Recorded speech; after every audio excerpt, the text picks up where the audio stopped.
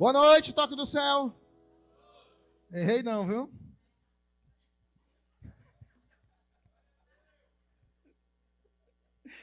Glória a Jesus, glória a Jesus. Gente, que coisa boa estarmos juntos mais uma vez aqui, celebrando tudo que Deus já tem feito através da nossa igreja, através da vida de cada um de vocês. Eu olho para vocês e vejo rostos aqui conhecidos, aqui na obra, colaborando, orando conosco, pessoas que estão nos visitando hoje. Muito obrigado por você estar aqui, pessoas queridas que a gente ama. Muito obrigado por vocês estarem aqui. E eu espero que vocês tenham paciência de me ouvir até o final dessa mensagem, porque disseram que eu tenho só 35 minutos, mas eu acredito que vou precisar só de 1,60 e vai dar tudo certo, tá bom? Eu quero começar essa mensagem de hoje. E quem está acompanhando a nossa igreja nas redes sociais já está sabendo do que nós vamos falar. Nós vamos falar sobre valores inegociáveis. Diga, valores inegociáveis. Porque tem coisa que dá para a gente negociar, mas tem coisa que não dá, não. Tem coisa que a gente tem que bater o pé, a gente fica no prejuízo, a gente se quebra, se arrebenta, mas não negocia. Isso não é orgulho, isso é princípio. Amém? Tem gente que por orgulho não negocia muitas coisas. Mas por princípio nós podemos passar por qualquer coisa, mas não negociamos os princípios da palavra de Deus, os princípios éticos e morais que nós aplicamos na nossa vida, que nós cremos das nossas crenças. A palavra de Deus ela é recheada de textos, todos eles são fantásticos, mas todo mundo se apega. Há muitos textos que dizem assim, aquele texto eu me identifico com ele. Quem é assim? Levanta a mão. Quando ouve aquele texto, você se identifica com ele. Tem alguns textos na palavra que eu considero poderosíssimos. Por exemplo, Deus fala profundamente comigo em Isaías capítulo 41, verso 10. Diz assim, não temas, porque eu sou contigo, não te assombres, porque eu sou teu Deus, eu te fortaleço, eu te ajudo, te sustento com a minha destra fiel. Então eu gosto muito daquele texto. Tem um texto também no Novo Testamento, lá em Efésios, no capítulo 1, que eu acho ele poderosíssimo, eu chamo ele de nossa carteira de identidade. Diz, bendito Deus e Pai de nosso Senhor e Salvador Jesus Cristo, que nos tem abençoado com todas as sortes de bênçãos espirituais nas regiões celestiais em Cristo. Por isso, nos chamou antes da fundação do mundo e nos predestinou para filhos por adoção, por intermédio de Jesus Cristo, pelo beneplácito da sua vontade. E aí vai seguindo, e no final ele diz que depois de nele ter crido, recebemos o selo da promessa, que é o penhor da nossa herança, é a maior riqueza, estarmos selados pelo Espírito Santo de Deus e termos a garantia que Deus não vai se confundir. Diga, Deus não vai se confundir. Olha para a pessoa que está ao teu lado e diz, Deus não vai se confundir. Naquele dia, Ele te pega. Ixi, eu vou falar de uma forma mais leve, né, gente? Naquele dia, Ele vai te levar para o céu. Amém? Porque sim, Ele vai voltar. É por isso que nós estamos aqui, para pregar essa palavra que diz que Ele morreu, que Ele ressuscitou. Nós hoje rememoramos, trouxemos à memória através da ceia a morte de Jesus Cristo e, acima de tudo, a sua ressurreição, garantido pela sua palavra de que Ele um dia vai voltar. E não voltou ainda por quê? Porque está preparando o melhor lugar para você, filho. O melhor lugar Ele está preparando. Isso está escrito em João capítulo 14. Eu vou para preparar um lugar e quando eu voltar, eu levarei para quê? Onde eu esteja, estejais vós. Ele vai voltar, vai nos levar para morar com Ele. Olha que coisa boa. Então tem muitos textos que são poderosos na palavra de Deus. Tem outros que são poderosos, mas a gente sabe decorado, mas fica meio assim, né? Tipo, bem-aventurado o homem que não anda segundo o conselho dos ímpios, não se detém no caminho dos pecadores, nem se assenta na roda dos escarnecedores, antes tem o seu prazer na lei do Senhor. E na sua lei medita de dia e de noite. Agora, daqui para frente, aí, todo mundo gosta. Ele será como a árvore plantada junto às fontes das águas, que dá o fruto na estação apropriada, a folha não cai, tudo quanto fizer prosperará. Mas o texto mais poderoso da Bíblia está em Gênesis, capítulo 1, versículo 26. Façamos o homem conforme a nossa imagem, a nossa semelhança. Façamos o homem conforme a nossa imagem, conforme a nossa semelhança. E tem outras coisas que diz, tenha ele domínio sobre os peixes do mar, sobre as aves do céu, sobre os animais domésticos, sobre toda a terra e sobre todos os répteis que se rastejam pela terra. Criou, pois, Deus o homem, a sua imagem, a imagem de Deus o criou, homem e mulher os criou. E Deus os abençoou e lhe disse: sede fecundos, multiplicai, enchei a terra, sujeitai-a, dominai sobre os peixes do mar, sobre as aves dos céus, sobre todo o animal que se rasteja pela terra. E tem uma tradução que diz: e sobre toda a terra. Então não tem um texto mais poderoso do que esse. Que ele diz que nós somos a imagem e a semelhança de Deus. Poderia dizer, o meu pastor está aqui na frente, que nós somos iguais a Deus, partindo desse princípio da palavra, que nós temos os atributos divinos, que nós temos funções espirituais iguais a Deus? Sim. Obedecendo a palavra de Deus, nós nos tornamos filhos e herdeiros, co-herdeiros com Cristo e participantes do reino de Deus. Mas de uma forma responsável, coordenada. Não como muitas pessoas acham, que agora eu dou ordem, vai acontecer isso, vai acontecer aquilo. E hoje, eu trago esse texto para lembrar para você que isso aqui é a sua identidade. Você é a imagem e semelhança de Deus. E Deus criou você e lhe deu um poder para dominar. Para dominar. Dominar seu raciocínio, sua inteligência, sua sabedoria, seu achismo, sua autoridade, seu conhecimento e as outras coisas que estão ao seu redor. Porque quando a gente fala nisso, a gente só pensa que a gente vai onde chegar, onde eu botar a planta do meu pé, pum, pronto, aqui é meu. É bem assim, espiritualmente. Mas não é assim que Deus quer. Deus nos fez imagem e semelhança dele, para que a gente seja dominador e não seja dominado.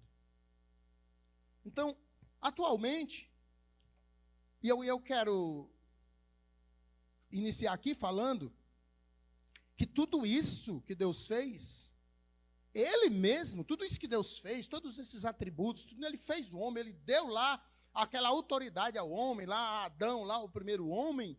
Quando Ele fez, quando Ele começou o processo da criação, tem uma palavra muito importante que Ele diz assim, e Ele parou, viu tudo que tinha feito e disse, é bom. Diga, é bom? É bom. Diga, é bom demais. Se tiver algum Júnior que diga, é bom demais, Júnior. É bom. Então Deus estabeleceu tudo isso, nos criou e colocou sobre nós todo esse poder e toda essa autoridade para que nós exercêssemos em prol do seu reino, de cumprir o seu propósito, o projeto dele nas nossas vidas. Ei, Deus ele tem um plano para a minha vida, para a sua vida. O meu pode ser bem diferente do seu, mas Deus tem um plano. Ei, Mazinho, Deus tem um plano na sua vida, Deus tem um propósito. Nada que aconteceu é à toa. Ei, Wagner, nada é por acaso. Tudo é por um propósito de Deus. Ei, mister, nada é assim de qualquer jeito. Não é porque aconteceu, não. É porque Deus fez acontecer para um propósito, um projeto. Coisas que às vezes você não entende, mas Deus fez algo, cada um com o seu propósito. A Bíblia diz que nós somos um só corpo, mas nós somos muitos membros, então nós podemos agir e atuar de formas diferentes, recebemos dons diferentes uns dos outros, mas no final todos esses dons vão se juntar em um organismo só, um corpo só, chamado igreja, para que Cristo seja o cabeça, para que ela domine realmente sobre a terra, como está escrito aqui na palavra. Hoje nós falamos sobre valores inegociáveis. E dentro desses valores inegociáveis de Deus e que devem fazer parte da nossa cultura de vida, estão três coisas que a gente vai conversar aqui. Valores inegociáveis. Os valores de Deus, eles são eternos. Nós vivemos atualmente um período, um tempo de inversão de valores. Sincretismo religioso, secularismo, relativação das coisas, os conceitos éticos. Por isso nós precisamos refletir sobre princípios inegociáveis instituídos por Deus. Infelizmente o mundo, o diabo e o homem trabalham contra isso.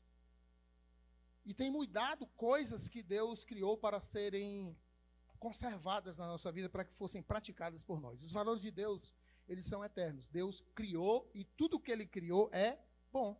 Em Gênesis capítulo 1, verso 31, diz, viu Deus tudo quanto fizeram e eis que era muito bom. Diga muito, então é bom demais. Amém? Viu Deus que era tudo bom. Gênesis 1:31. Tudo que Deus criou é eterno. Diga eterno. Tudo que Deus criou é para ser eternamente. O homem é eterno. Ele vai morrer um dia, mas um dia ele vai ressuscitar. Assim como Jesus ressuscitou, a promessa dele é que nós também ressuscitaremos. Ressuscitaremos com Cristo. Tudo que ele criou durará eternamente. Em Eclesiastes capítulo 3, verso 14 diz: sei que tudo quanto Deus fez durará eternamente. Nada se lhe pode acrescentar e nada se lhe pode tirar. E isto fez Deus para que os homens temam diante dele. Temam diante dele. Deus, ele fez tudo isso e tem uma coisa, Deus, ele vela pela sua palavra. Ele honra a sua palavra. O que ele diz está dito. O que está escrito na Bíblia está escrito e não pode ser mudado. O que a Bíblia diz que é certo hoje e amanhã, foi ontem e será eternamente. O que a Bíblia diz que é errado hoje, amanhã, foi ontem e será errado eternamente. Ele não muda, porque Deus não é homem para mudar. Em Deus não há mudança e nem sombra de variação. Nós mudamos. Fazemos planos e depois vemos que sonhamos um pouco alto demais, que o poder não era tanto, e a gente muda, ou então a gente acha que tem algo melhor, mas Deus não. Ele fez tudo de forma correta, imutável e eterna. Ele não muda. Em Malaquias capítulo 3, verso 6 diz: porque eu, Senhor, não mudo, por isso vós, os filhos de Jacó, não sereis consumidos. Deus não tem variação, mudança de opinião, a sua vontade é perfeita, é boa e é agradável. Tudo que Deus criou é bom, é perfeito e é agradável. Se tem coisa ruim acontecendo, pode ter certeza que a culpa não é de Deus. Provavelmente é nossa. Tem um texto que diz assim: de que se queixas, ó pecador?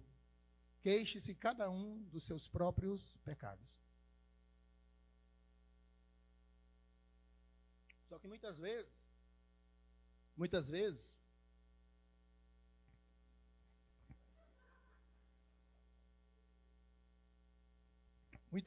nós queremos encontrar uma resposta, uma culpa, alguém, algo para as coisas que acontecem nas nossas vidas e esquecemos de olhar para dentro de nós mesmos e encontrar em nós e buscar em nós a saída, a alternativa e cair nos pés de Deus, reconhecendo que nós precisamos dele.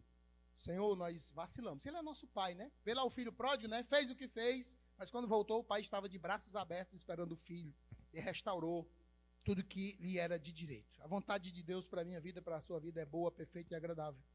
Em Romanos diz: não vos conformeis com este século, mas transformai-vos pela renovação da vossa mente, para que experimenteis qual seja a boa, perfeita e agradável vontade de Deus. Aí eu pergunto, será que tudo que tem acontecido na nossa vida, o que está faltando não é só uma mudança de mentalidade? Não é só uma forma da gente enxergar, da gente se conduzir nas situações, nas coisas, nas decisões, na vida? Por quê? Porque se a gente não se conformar com este século, se a gente não se conformar com isso que está acontecendo no mundo, e a gente buscar a Deus, a Bíblia diz que nós vamos experimentar a vontade dele, que é boa, diga boa, perfeita, diga perfeita, e agradável. Você para pensar numa coisa boa, perfeita e agradável? Uma coisa boa, perfeita e agradável. Vamos uma área da sua vida, na área financeira. Um emprego com um salário de 20 mil reais. Eu sei que aqui tem gente que ganha bem mais do que isso, né? Recebe, irmão. Aí você está pensando que isso é uma coisa boa, perfeita e agradável, e Deus está pensando de 100 mil para frente. Receba também. A Bíblia diz que nada é possível aquele que crê. Tudo é possível aquele que crê. Nada é impossível. Muito bem, irmã. Ainda bem que tem crente aqui, ó, os bereanos. Agora, se a vontade de Deus é boa, perfeita e agradável, e nós podemos experimentar, a Bíblia também diz que é quando nós não nos conformamos com este século. No original, em algumas traduções e tradições tem escrito amoldar. Quando nós não nos amoldamos ao sistema do mundo, nós podemos experimentar a boa, perfeita e agradável vontade de Deus. Porque, meu irmão, daquela porta para fora, 90% das coisas vão te chamar, te convidar de forma bem apelativa, convincente emocionalmente para você não seguir princípios de Deus. E 10% vai dizer que você não faça, que está na sua consciência. Mas eu escutava uma música quando eu era menino. A decisão é sua. A decisão é... Deus não vai decidir por você, já está decidido, já está escrito na palavra. Já existe algo a seu respeito na palavra. Já existe uma vontade boa, perfeita e agradável para você. Já existe algo melhor de tudo que você já imaginou, já pensou na sua vida, escrito na palavra que diz respeito a você, que é seu, que você tem direito, que você pode tomar posse, que você pode erguer a sua mão assim, pegar, trazer para o coração, dizer: eu creio nisso daqui para frente, eu creio no trabalho, eu creio na porta de emprego, eu creio na minha família, eu creio nos meus filhos assim, eu creio que vai acontecer isso, eu creio nessa igreja assim, assado dessa forma, vai ser dessa forma. E a Bíblia diz também que assim como você fala, é assim que é. Porque existe um poder que já foi estabelecido, não é invenção, não é o conto da carochinha, não é coach, não é nada, é a palavra de Deus, que é imutável, que é a verdade de Deus, que diz quem sou eu, quem é você, o que é que a gente pode ser e fazer na vida. Posso ouvir um amém? Glória a Deus. Quais princípios Deus quer conservar? E como a gente deve também conservar princípios nas nossas vidas?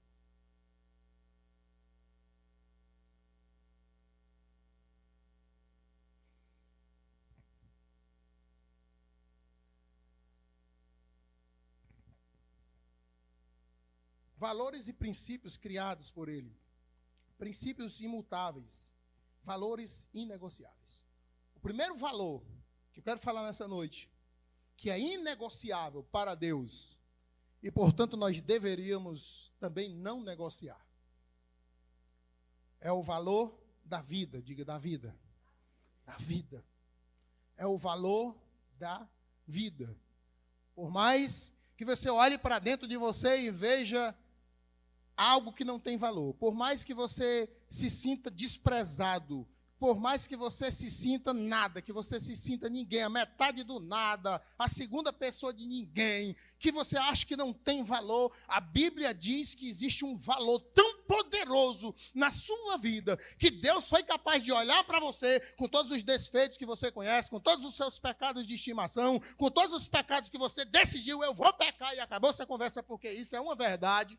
Ninguém peca por acaso, a gente peca porque quer pecar, porque é levado pelo emocional, porque quer viver aquilo. Por mais que você olhe e diga: não, realmente não dá, eu mesmo, esse que está aqui, eu olhava para mim quando eu comecei a entrar na igreja: não pode, como é que um derro desse vai querer uma pessoa ruim como eu? Porque pense num cabra ruim, só quem me conhecia nessa época era minha mulher, o cabra era ruim. Eu olhava para Jesus e eu disse: eu acho esse Jesus esquisito. O cara gostar de um cabra ruim como eu, dizer que me ama, que morreu na cruz por mim. Pois é, meu irmão.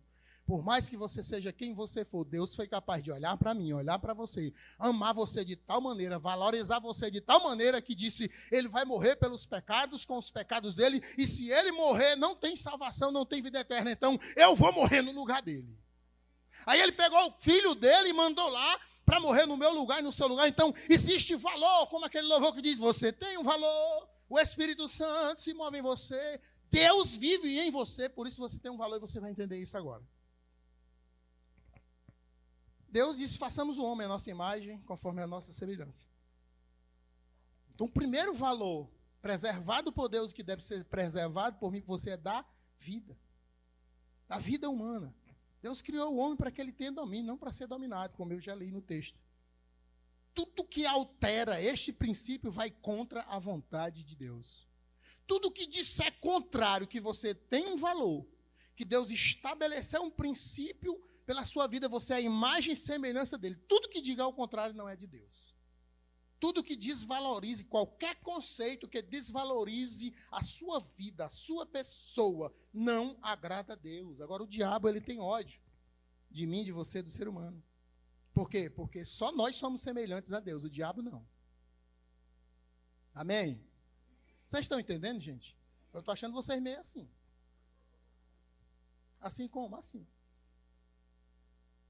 O diabo, ele quer implantar na minha vida, na sua vida, através de conceitos que estão aí, como eu disse, daquela porta para fora, para nos enganar e não nos fazer enxergar. O que entristece o coração de Deus é ver eu e você, que somos a sua imagem e semelhança, desfigurado, desconstruído pelo inimigo. Por isso, não aceite nada menos de que você é filho de Deus e que você tem um valor eterno, e que Jesus foi para aquela cruz morrer por mim e por você. Isso deve ser muito valorizado nas nossas vidas. Porque o diabo, ele é um ladrão. Em João 10:10 diz: o ladrão vem somente para roubar.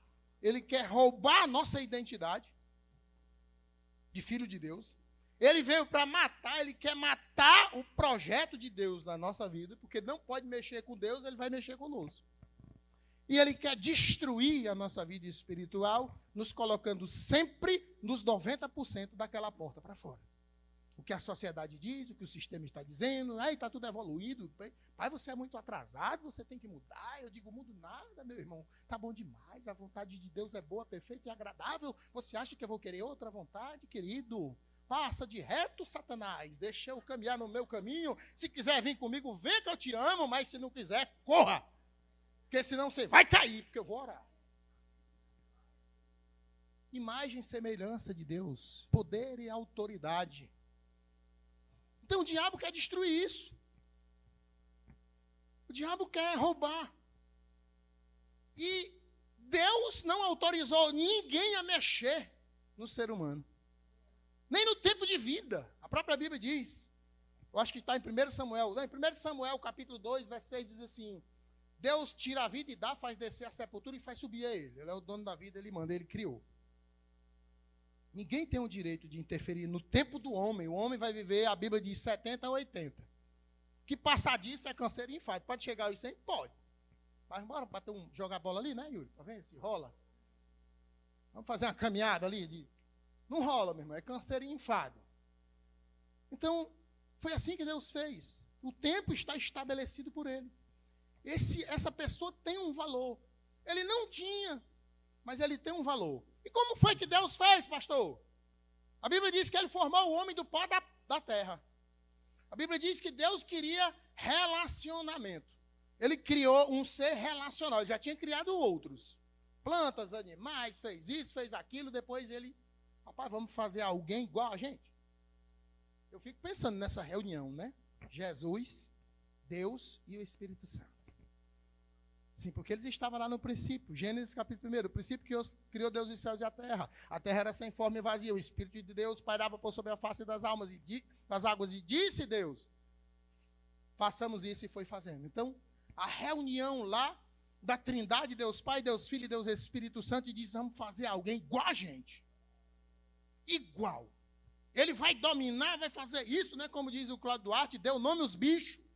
E o nome que ele deu, acabou-se, deu, está dado. Não mudou. Lá na frente a Bíblia começa a citar o nome dos animais. E como foi que ele fez? Ele formou do pó da pedra, do pó da terra. Olhou. Não, peraí. Vamos mexer mais um pouquinho. Tem que ser mais bonito ainda. Tem que parecer com a gente. O bichinho está meio feioso. Vamos. Ajeita aqui o barro, menino. A mulher está ali olhando para cá, bichinha.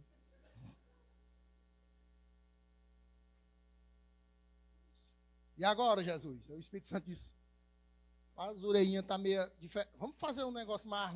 Nós temos que fazer um negócio bonito. Tem que ser um negócio bonito, fantástico. Nem diz aquele humorista. Tem que ser fenomenal, tem que ser algo incrível, algo que domine tudo, algo que tenha domínio sobre todas as coisas. Tem que ser realmente uma essência nossa. Está aí o bonequinho, tá, mas não está.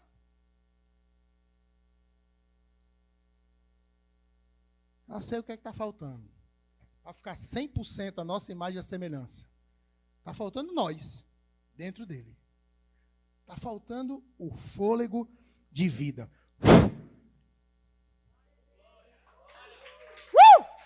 Aí Deus soprou nas narinas do homem, o fôlego de vida, o homem passou a ser alma vivente, essa coisa linda, maravilhosa. A mulher morta de alegre. E assim é você também. Deus soprou na sua vida. É Deus dentro de você. O sopro de Deus é o Espírito Santo. É o próprio Deus vivendo. Ele está vivendo. A vida de Deus não é qualquer coisa. Senão o diabo não te interessa não, meu amigo. Senão o diabo ia atrair qualquer outra coisa. Mas aqui tem valor. Por quê? Porque o Espírito de Deus habita nele, é a essência de Deus, é a imagem, é a semelhança, é o próprio Deus vivendo na terra, dominando sobre os peixes do mar, as aves do céu. É o poder de Deus se manifestando. E a beleza também, lógico.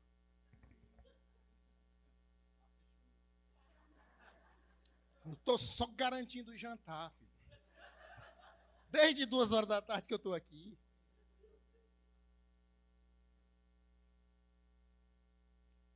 Aí o homem acha que precisa de algo mais. É sempre assim, é o tal do algo mais, meu irmão. Cuidado com algo mais. Cuidado com algo mais. Eu não estou aqui querendo trazer uma mensagem de conformismo. Não, do jeito que está, tá bom. Tá não, meu irmão. Só vai estar bom quando for do jeito de Deus. Só vai ficar bom quando for do jeito de Deus. Por quê? Porque aí vai ficar bom, vai ficar perfeito, vai ficar agradável. Vai ficar realmente a imagem e a semelhança. Vai ter a autoridade, tem a identidade de filho de Deus. Aí sim, onde ele for, ele prospera. Onde ele levantar a mão, algo acontece. Ninguém tem o direito de interferir no tempo, na vida. A gente pode discutir várias coisas sobre isso que nós estamos vendo aí. Eutanásia, clonagem, mudança genética, que a gente está vendo no mundo aí, porque pessoas inconformadas com o que são. O homem tenta mudar as coisas que Deus reservou para si. Os valores de Deus trazem vida, e vida em abundância. Enquanto o maligno vem para roubar, matar e destruir. Tudo que degenera o ser humano não é de Deus. Deus ama o ser humano, a vida do ser humano para Deus é inegociável. Mexa em qualquer coisa, mas não mexa no ser humano, que vai prestar contas com Deus, e eu tenho pena. E tem um segundo valor que Deus não negocia, é a família. Diga família. Diga família. Diga a minha família é inegociável. Porque foi Deus que me deu. Família. E depois, Deus disse, lindo, maravilhoso, perfeito, vai dominar. Não é bom que o homem fique só. Mas antes ele tinha dito,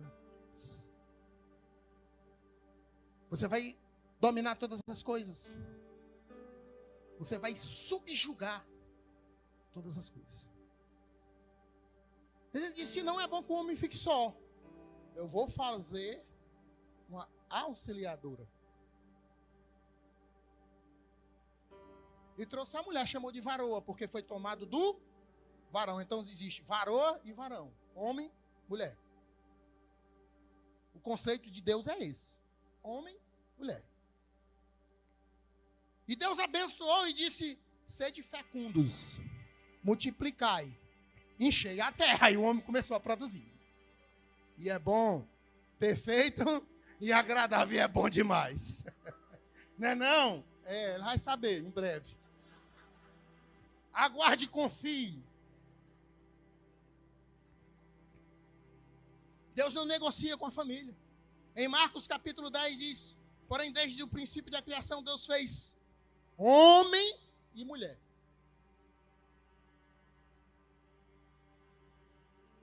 Por isso o homem deixa seu pai e sua mãe, se une à sua mulher, os dois são um só corpo. Porque já não são mais dois, mas um só corpo. E o que Deus uniu não separe o homem. O que Deus uniu não separe o homem. Esse princípio é imutável. Deus criou a humanidade, o homem, para viver em família. E, nesse momento, Deus instituiu a família. Imutável. Deus, ele não gosta de solidão, por isso ele resolveu criar todas as coisas, natureza, os animais e o ser humano para se relacionar com ele. O homem é um ser relacional. Para interagir com Deus. E a Bíblia diz, se você ler Gênesis, vai ver que Deus todo dia descia para falar com Adão. Para bater um papo com Adão.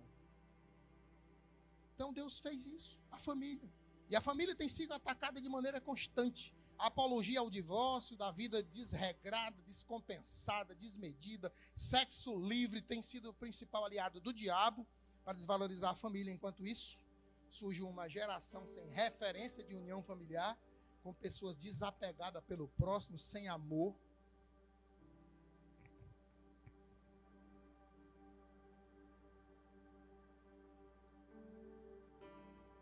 Frustradas, uma juventude frustradas, com dificuldade de ter relacionamentos. Por quê? Porque da porta para fora tem 90% de oportunidade da pessoa viver o propósito do mundo e perder o propósito de Deus. Eu estou valorizando a igreja? Estou. Porque a igreja é esse ambiente onde você pode ouvir uma palavra desse tipo para a sua vida. Decidir aplicar é uma decisão sua. Não estou dizendo que vai ser só 1000 maravilhas. Porque nós teremos dificuldades. Nós teremos aflições. Ninguém é descartável, nem esposo, nem esposa, nem marido, nem filhos.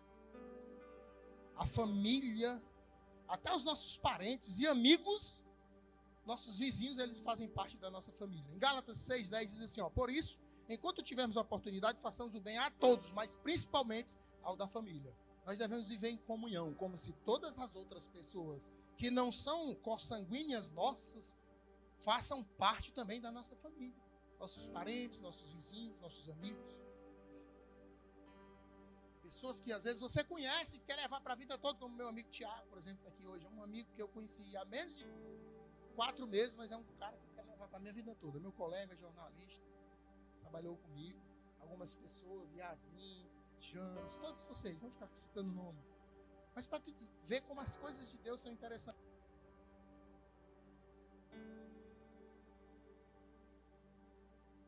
Isso aí eu já sei, que é eles para avisar que o tempo está passando, né? Sabe de... A família é a primeira instituição criada por Deus. Deus a juntou, não separa o homem. Malaquias capítulo 2, verso 16 diz que Deus odeia o repúdio. É aquele que cobra violência. Ele diz, cuidai de vós mesmos e não sejais infiéis. Quando você abandona princípios de Deus, você é infiel. Quando você abandona princípios de Deus, você provavelmente vai abandonar princípios dentro da sua família. E aí você também é infiel. E quando você começa a abandonar princípios de Deus e princípios na sua família, você começa a abandonar também princípios na sua vida em sociedade, e você também será infiel em sociedade. Eu desconfio de toda pessoa que é infiel a Deus e infiel à família. Por experiência própria. Gálatas diz que Timóteo, capítulo 5, verso 8, 1 Timóteo diz que qualquer que descuidar da sua família, dos da sua casa, é pior do que o descrente. Deus ama a família, ninguém pode mudar isso. O inimigo tenta a todo custo destruir, porque a família é um projeto de Deus. Quando Deus fez a promessa para Abraão, isso está escrito lá em Gênesis, acho que 22, Gênesis 22, né, aquele encontro de Deus com Abraão, ele diz, sobre a tua descendência serão benditas todas as famílias da terra. Sobre a família serão benditas todas as famílias da terra. Quando Deus chama Abraão, faz aquele pacto com Abraão, faz uma mudança na vida de Abraão. Mas tem uma terceira coisa que Deus não negocia. Um terceiro princípio, um terceiro valor inegociável. O primeiro é vida, diga vida. O segundo é família. Deus criou a vida, criou o homem, colocou dele dentro do homem. E dele ele multiplicou para uma grande família.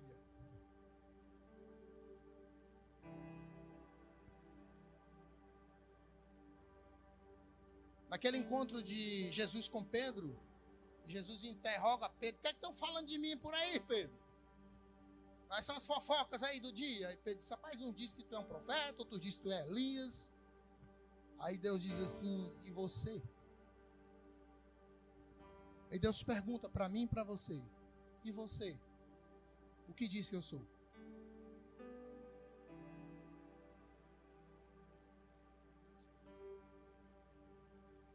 E você? O que diz que você é? O que você acha que você é? Qual o conceito que você tem a seu próprio respeito?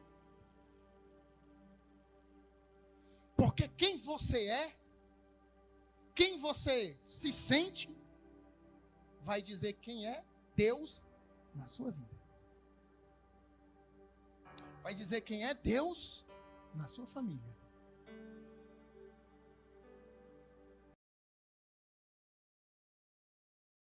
Como Gálatas fala sobre as pessoas ao nosso redor, família, e as pessoas ao nosso redor formam o que Deus chama de igreja. E você diz que diz respeito ao valor que você dá a Deus na sua vida. E o que você diz que não é o que você abre a boca e fala, é o que você vive. É o que você faz, é o que você pensa. É quem diz quem você é. É como você responde a sua vida em sociedade. É como você responde às coisas, aos paradigmas do dia a dia em sociedade, na família e na igreja. Diz respeito a quem Deus está sendo na sua vida. Lembrando que Ele nunca vai ser na sua vida o que você não permite. Você tem o livre arbítrio. Amém? A igreja é um valor inegociável. Por um fato simples. Esse nome eclésia, igreja, eclésia do latim, diz que nós somos chamados e escolhidos por Deus. Foi ideia de Deus, não foi de ninguém formar a igreja. Foi o próprio Jesus Cristo. No encontro dele com Pedro lá, quando Pedro revelou: tu és o Cristo, o Filho do Deus vivo. Jesus disse: você revelou espírito. Você não revelou carne e nem sangue. Pois eu te digo que tu és Pedro. E sobre esta pedra, porque a Bíblia diz que Jesus é a pedra de esquina, a pedra de escândalo, a pedra de tropeço e a pedra angular. Jesus é representado por 4 pedras. Sobre esta pedra eu edificarei a minha igreja. Diga minha. Quando você diz minha casa, minha esposa, meus filhos, meu carro, você está dizendo que pertence a quem? A você, né? Negado, cearense. Minha. A minha igreja. Eu edificarei a minha igreja. E as portas do inferno não prevalecerão contra ela. Dê um glória a Deus. Aplaude a Jesus bem forte, por favor.